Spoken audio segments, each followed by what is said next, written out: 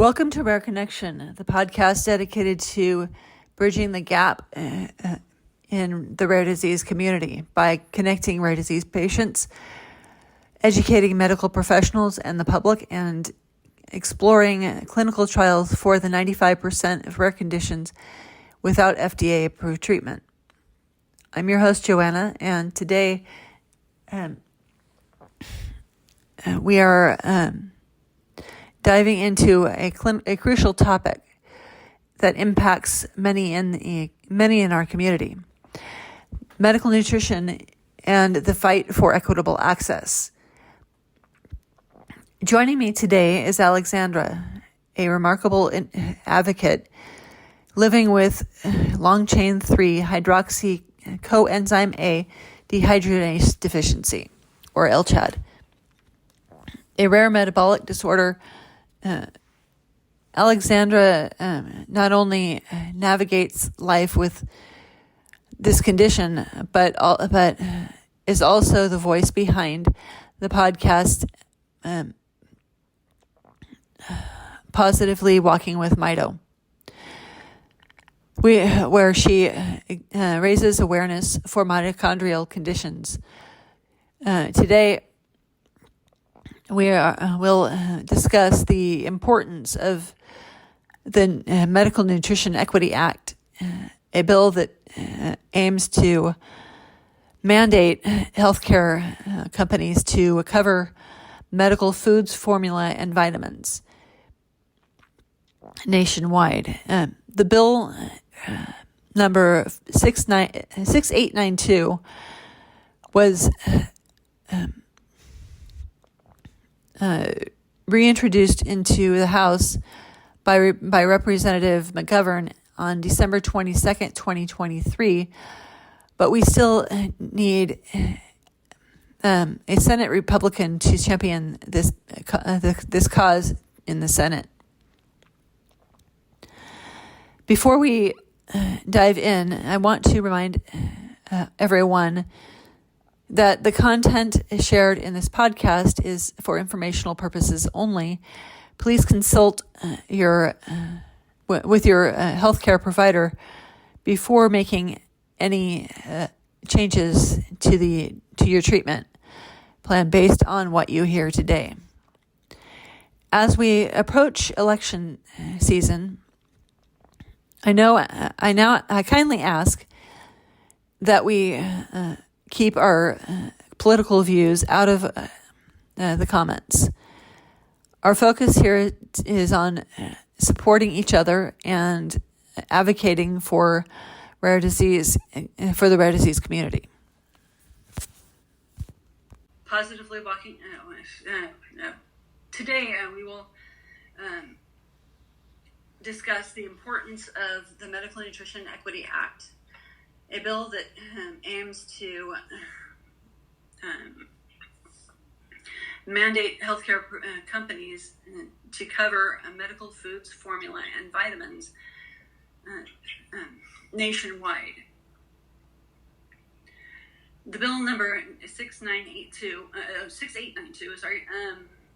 was reintroduced to the House by Representative McGovern on December 22nd, 2023, but we are still in need of a Senate Republican to champion this cause in the Senate. Before we dive in, I want to remind everyone that the content shared in this podcast is for informational purposes only, and please consult a healthcare professional before making any changes to your treatment plan or on what you hear today. As we approach election season, also, I kindly ask that we keep our political views out of the comments.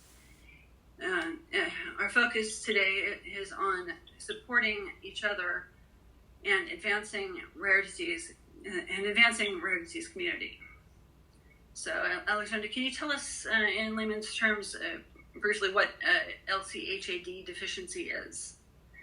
Yes, thank you for having me. LCHAD is basically basically my body cannot break down fats and use them for energy. That is the simplest explanation of what LCHAD is. And so, as you can imagine, it affects every cell in the body and how you make energy and how your body runs. So it has quite complicated layers to that picture. Mm. So what kind of symptoms do you experience? For myself, I have a lot of fatigue, low energy days. I do experience chronic pain. And throughout the community, a lot of people experience rhabdomyolysis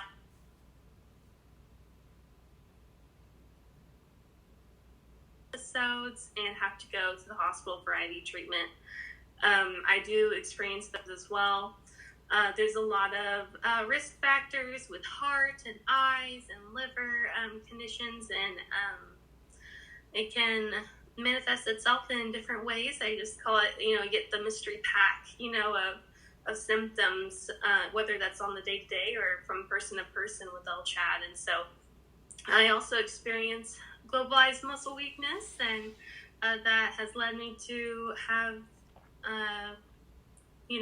a lower abilities and physical limitations that I have evolved. I've been wheelchair bound before and also thriving and walking, and now, I utilize mobility aids. And so it's something that kind of is an evolving picture, and, no one person is exactly the same with LCHAD. Mm-hmm.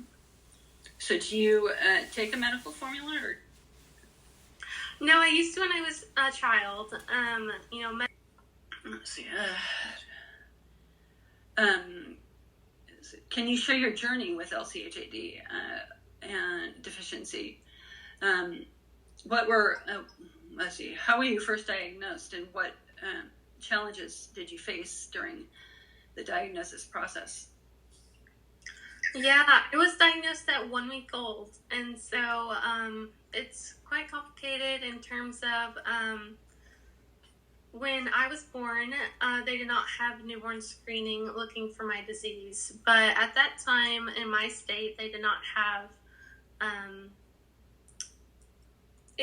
newborn screening was around, but in my state, we weren't looking for LCHAD until 2004, and I was born in 2002. So at that time, I also ended up being born and having a lot of issues. I had cardiorespiratory arrest at 36 hours old. My mom had HELLP syndrome, which is semi-common with LCHAD moms. And ultimately, because of how quickly I went into crisis, we wouldn't have gotten a newborn screening back in time to prevent my crash, which would be the hope with newborn screening.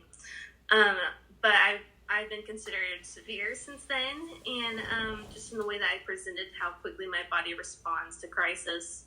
And so at 1 week old, I got a DNA diagnosis at a very specific lab at the time that was looking at those genetic markers. And so we've always known that it was LCHAD, and when we were having bummer days, what to point the finger at, because we've had the name. But from there, it was a lot of unknowns, because the doctor was pulling pages off the printer to explain what LCHAD was to my parents, because they didn't even know. So I think, yes, we knew what LCHAD was to begin with, but we had a blank page of unknowns and possibilities for the future. And so I'm just here to defy the odds, and no matter what was said at that time, I'm happy to live each day at a time and live to the fullest. Mm-hmm. Let's see. What is life? What is living with LCHAD deficiency taught you about resilience and adaptation? Wow, yeah, throughout my life, LCHAD has looked very different. I was a thriving child. You would not know I had any sort of metabolic disorder or disability. And as an adolescent, I became fully wheelchair-bound and dependent on a caregiver. And now I've just graduated college and lived independently, walking again, using mobility aids, and thriving in college. And now looking into adult life and what that looks like. And I think, my motto is take it one step at a time, one day at a time. Every day is a gift. And so I think just looking for the positives in each day, because I think with LCHAD, you can get caught up in the negatives and the unknowns and the worries. And I think I've just learned so much to not take any victory for granted, celebrate each victory, celebrate each moment, because those are just so special. And, sometimes they're rarer than others. Sometimes you're in the hospital bed really not happy with LCHAD, but I think overall, I think it's what you make it. And I like to live for hope and a future, and that's really what I strive for, and love to be an inspiration and a light to people who are going through this dark and scary world of a rare disease. But I think there's so much in there that is worth living and worth fighting for. And so I've just always been a fighter and going after what I want my life to be.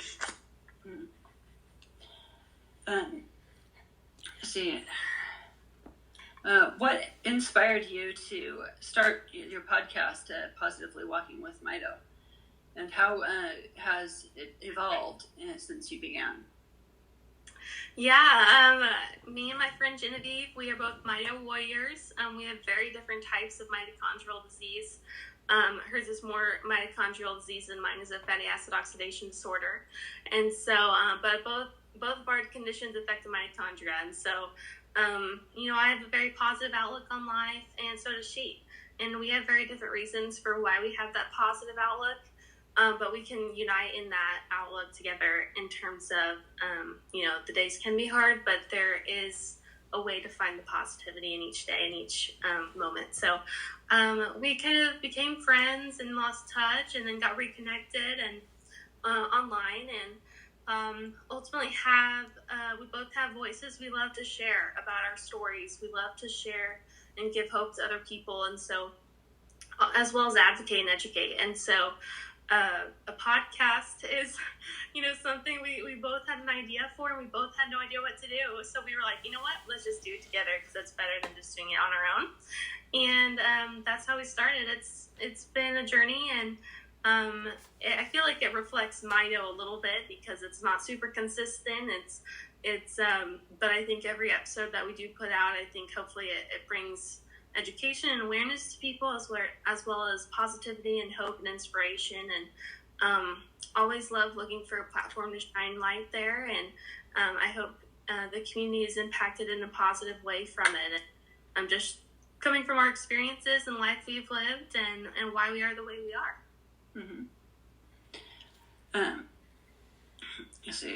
How do you balance raising awareness about mitochondrial conditions with managing your own health?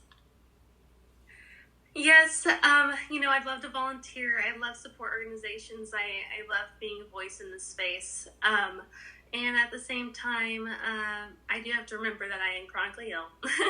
And, I have limited spoons. And sometimes I do have to say no. And I love people. I love talking. So it's hard to say no sometimes. But if I'm in the hospital and I'm trying to keep doing my things and the schoolwork that I was doing and stuff, sometimes I had to say, I literally in the hospital, I cannot do it all. It's okay, and just give myself grace and that space to say, hey, when I am healthy, in a good place, I can come back and be a voice, and, I can still do that. And that's okay if I need to take a step back for a minute. I think it ebbs and flows with how I can share my story, and when I pick and choose doing that, because I'm always managing and balancing my energy. So, but I love every opportunity I get the chance to share, and I pick and choose, but at the same time, I love doing pretty much all of them. So,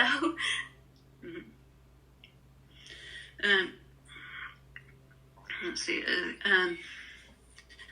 Can you explain the significance of the Medical Nutrition Equity Act for those with rare metabolic disorders and like LCHAD deficiency? Yeah, so think a lot of people really understand diabetes. If they're, obviously insulin is very important for certain people with diabetes.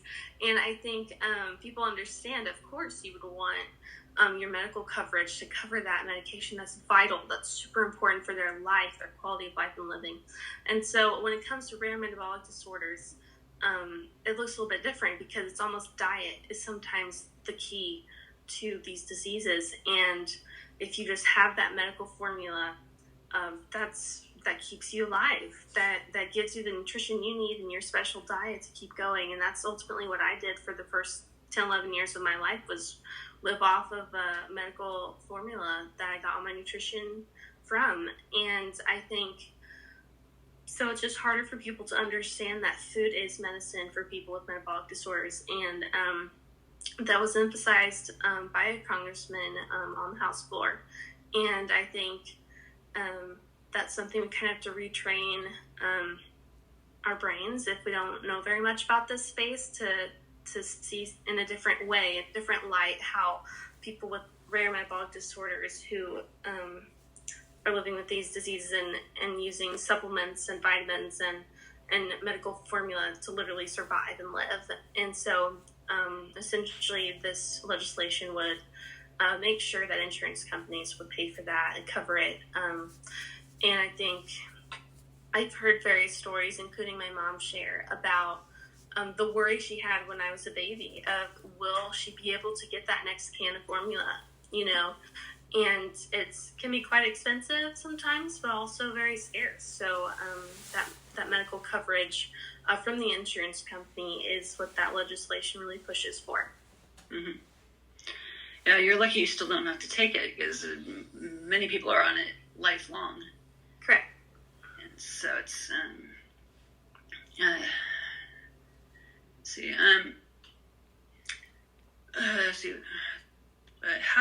how can listeners support the reintroduction of the bill into the Senate?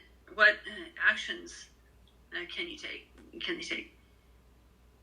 Yeah, even if you don't have a rare disease or on the medical formula, you can always call your legislative local rep office and let them know that you know someone, or you've heard about this, and that it's something that you really are passionate about, or got information about, and you really like it, and you want them to support it.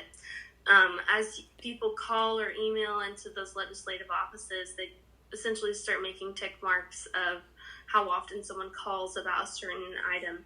And so if enough people call about one thing, they might take notice and say, oh, maybe we should look into this and look to support this. And so I'm also part of Young Adult Representatives for RDLA, and through there we've just done Rare Across America, and we're advocating for legislation that helps support people with rare diseases across the states. And so getting out there, talking to your legislators, even just sharing stories that you've heard, or your own story. Honestly, if you have a rare story, or it's one of your family members' stories, you can be an advocate on behalf of them as well. And just sharing your story, share why you are passionate about it, and that's really what will get noticed. Mm-hmm.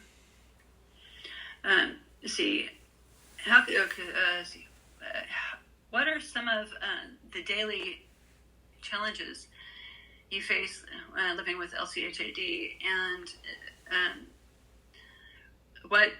and how do you manage them? Yeah, sometimes I don't know how I manage them, to be quite honest. I feel like I need an assistant sometimes, just to handle my medical care and my appointments and medications. On a day-to-day for me, I do use mobility aids. I do have chronic pain, and so it's just making a choice at the beginning of each day that when my feet hit the floor, it may not be an easy day, but I'm going to make it a great day, and my reasons why.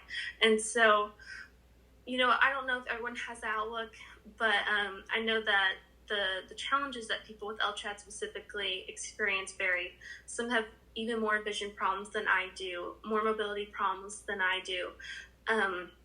But we also are united in a low-fat diet. That is the main thing about LCHAD. And so We have to be really picky with our food choices, not because we're picky, but because our body says only certain things are good and able to make energy out of. And so just being mindful of when we're eating, fasting times. You don't want to fast for too long. The timing just depends on what the individual and their doctor has determined for their health. Sleep is really important.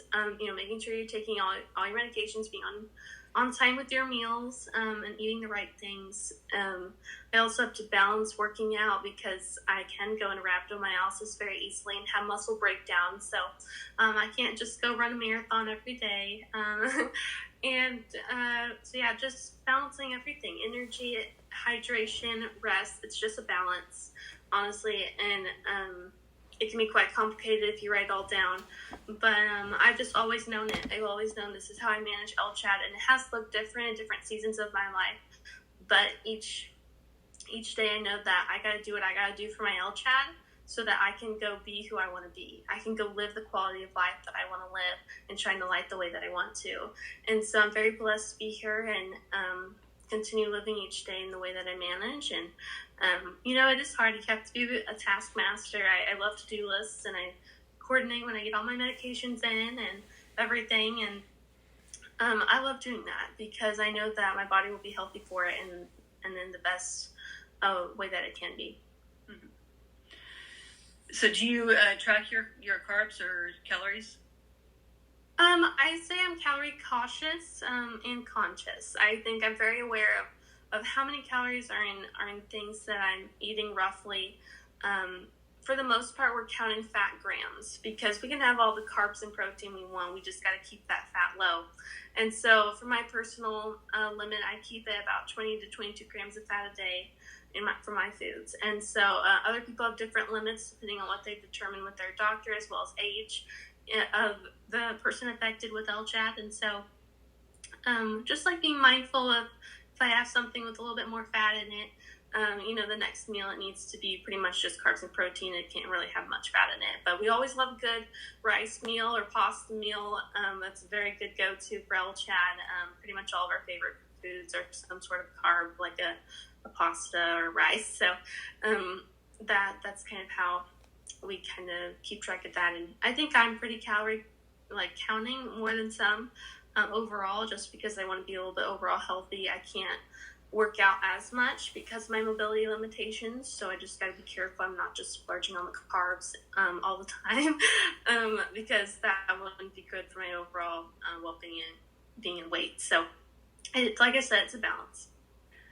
So do you get to the point where you have to actually have a scale in the restaurants, or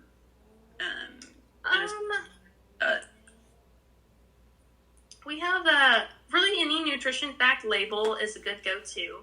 I'm not really measuring anything by scale unless it's like a medication. I know some people do that for certain medications. I think I'm just aware of how many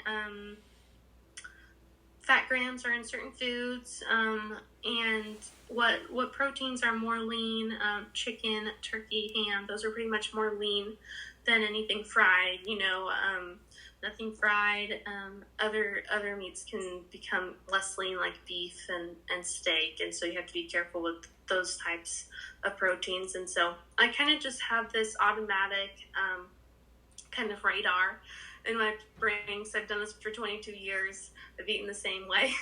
It can be a little bit boring, but I think when you go out to eat, that's probably the hardest, because you don't know, are they making something in butter with oil? How much butter, how much oil? And you can't really put your finger on it, which frustrates a lot of people who have a lot, more limited fat gram amounts for the day, because if they accidentally splurge on something that they didn't know had butter made in it from a restaurant, that could get them into trouble really fast, and their body would get really unhappy. So I think, it's tough sometimes, but nutrition labels are pretty much what I look at all the time.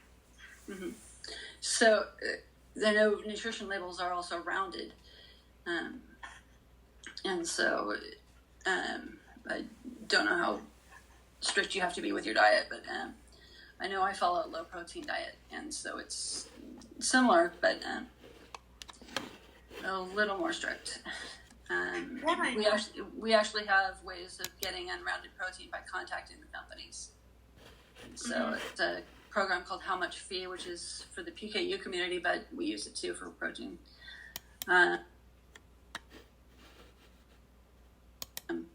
They have to track an actual amino acid. We have to watch out for one, but it's not anything that we have to look at the actual amino acid with. Even though that's what we got to watch out for. Ours is methionine that I have to watch out for.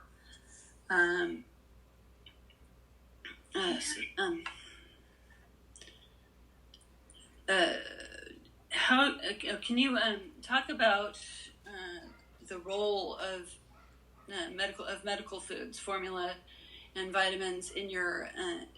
Okay, you said you're not on medical foods or formula.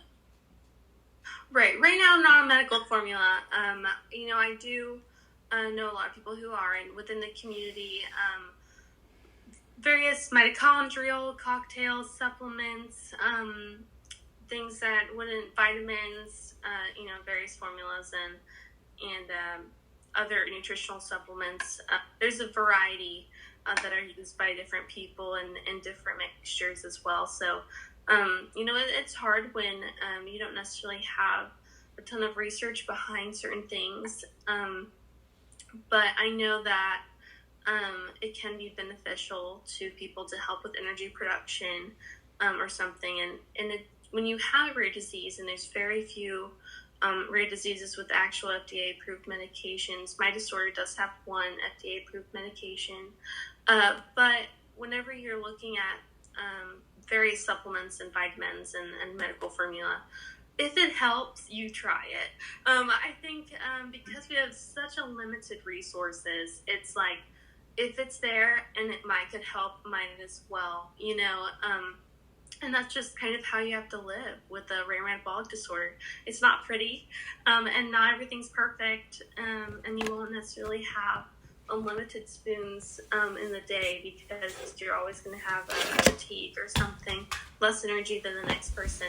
But I think I have limited energy, and so I feel like for me and my disorder, you could get all the sleep you want, and you might only have half the amount of spoons as the day before that you got the same amount of sleep. So it just depends. Having LCHAD can have a bad attitude sometimes, and that's when there's very few spoons that day, and you just have to rework the plan to manage LCHAD, and it's not always fun.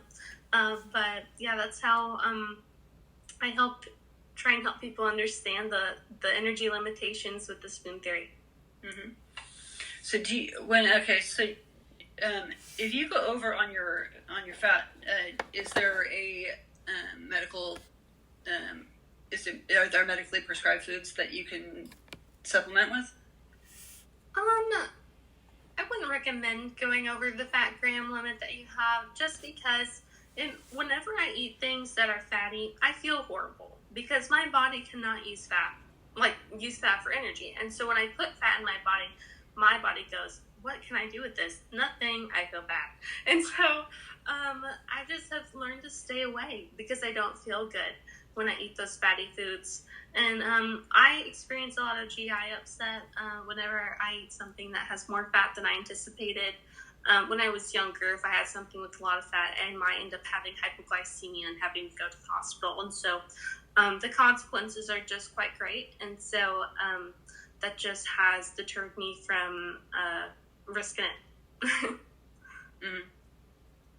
So that, there's, I was going to say, lost my train of thought.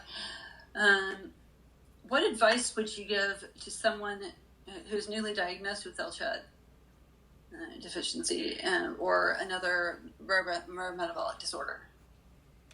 Yeah, I think community is number one. I think not being alone, just know that you are not alone. It feels like you are, but you're not. We are here. Find your online support groups, whether they're email chains or Facebook support organizations. There's other nonprofits as well that have added more support calls and support events that you can go to and be a part of the community.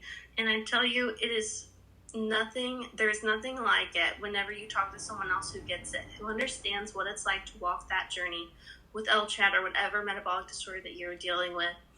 And I think also my motto is take it one step at a time, and I would tell that to any young parent or newly diagnosed individual, because it can be really overwhelming. There's a lot to manage, a lot to handle, and you have to learn your body. You have to figure out what quality of life you want to live and how to work within your limitations to do that. And I tell you, you can be successful. You can do it. You can go to college. Your kid can grow up and be a thriving adult and live their dreams. And I'm here to tell you that I have done that. I'm here at 22, graduated college in record time and honors. And, at 1 week old, my family had no idea if I would make it, to even a year old. And so I think there's a lot of realities, but literally celebrate everything that you can, every milestone, every victory, every moment. It just makes life with LCHAD or your rare metabolic disorder just that much more manageable. Surround yourself with community, find people who gets it, and it's like to live that journey. Let's see. So, what are your hopes for the future of rare disease treatment and awareness, especially concerning mitochondrial disorders? Research is the future. As much as we would hope that there's this magic pill that we can snap our fingers and get, that is not realistic, but it would be absolutely amazing if that happened. So research is the future.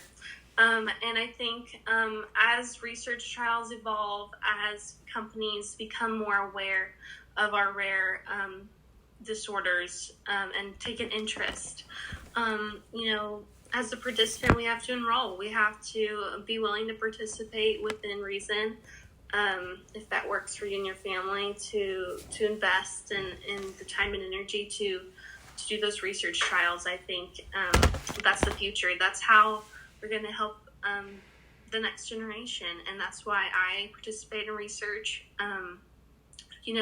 It's not perfect, and you can never predict the future, but at least there's something. I think my parents were told that there wouldn't be anyone who would research these rare conditions, and now there is FDA-approved medications for rare diseases, and that is awesome. And so you never know the advancement in technology. So honestly, yes, research is the future, but also awareness to pharma companies that are willing to take the time to be there for the community and support them. There are good ones out there that will do that research and be involved with the community. And it takes funding from their end and support, obviously. Things cost money. So ultimately, funding and research, that's the future. And I really hope it goes somewhere in the next 10, 20 years. I think we're going to be amazed at potentially doubling, the research that we've seen thus far in the last 20 years. In the next 20 years, the technology and the population as well growing with advancements like newborn screening. There's going to be more people that need treatment, and I think the road to the future is way more hopeful than it has been, and I'm very excited. Mm-hmm. So you mentioned newborn screening. Are you going to the Bootcamp in September? I'm not doing any special events right now. I love that if someone is doing something through newborn screening, that's amazing. I am from the area where one of the main researchers who got that going was from, so I'm happy to support newborn screening. It wouldn't change my story, but I know it's changed a lot of people that I do know, and I love watching people living healthier, stronger, thriving lives with the addition of newborn screening in their story. I think it's just going to promote the future even more. What projects or goals do you have for Positively Walking with Mito for moving forward? Moving forward, me and my co-host Genevieve, we have our own lives. We're doing our thing with Mito on top of it. And so we love our podcast as a side project. And so honestly, if someone wants to help us, pay us maybe to get it going even more, that would be awesome. But for now, we're just doing it on a volunteer basis. We just do it because we love the community. We love sharing our story, and we want to give hope to people. And so if that just continues where we're at, then I think we're very satisfied with that being our goal. Happy to create more projects within Positively Walking with Mito. Genevieve and I are up for considering anything, I feel like. So anything that will help the Mito community, we're all about. So Thank you so much for joining us today on Rare Connection. I hope you found our conversation with Alexandra both insightful and inspiring. Her journey and advocacy work remind us of the importance of community and the need to push for meaningful changes. Before we go, I want to share some important resources. If you or someone you know is struggling with thoughts of suicide, please reach out for help. You can call or text the Suicide and Crisis Lifeline at 988. Someone is always available to support you. I'm excited to announce that we now have a website, rareconnection.org. Head over there to sign up for our email list and stay updated on podcast opportunities for rare diseases. If you're wondering whether your condition qualifies as a rare condition, you can check out the National Organization for Rare Diseases website at rarediseases.org for more information. Don't forget to subscribe to my YouTube channel, Rare Chef, where you can watch cooking videos and the video version of this podcast. If you prefer audio, Rare Connection is available on several platforms through Buzzsprout.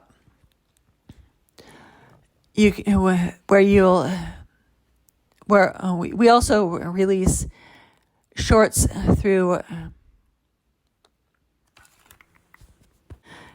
Don't forget to subscribe to my YouTube channel, Rare Chef, where you can watch the video version of this podcast. If you prefer audio, Rare Connection is available on several platforms through Buzzsprout. We also release shorts that the next day after each episode, highlighting key moments of our conversation. You can easily contact me through the text link in the show notes if you're on the audio version, and on the video version, you can go to you can comment you can comment down below. I always look forward to hearing from you. Thank you again for being part of our amazing community. Stay connected, stay informed, and together, let's continue to make a difference.